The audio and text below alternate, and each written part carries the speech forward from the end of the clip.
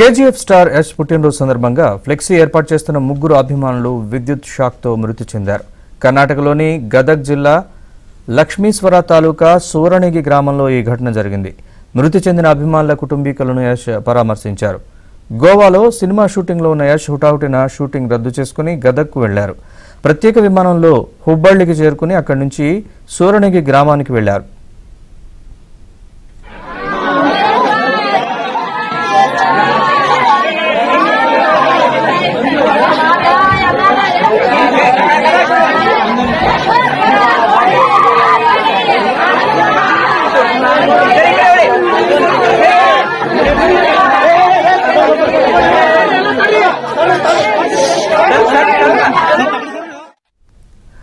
మృతి చెందిన హనుమంత హరిజన, మురళి నడువినామణి, నవీన్ గాజెల ఇళ్లకు వెళ్లి వారి కుటుంబాల్ని ఓదార్చారు. రోధిస్తున్న కుటుంబ సభ్యుల్ని చూసి యష్ భావోద్వేగానికి లోనయ్యారు.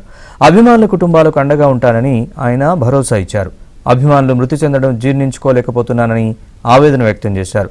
ప్రతి కుటుంబం దగ్గర కొద్దిసేపు గడిపి వారికి ధైర్యం చెప్పారు. ఇదే ఘటనలో గాయపడి చికిత్స పొందుతున్న వారిని ఆసుపత్రికి వెళ్లి పరామర్శించారు.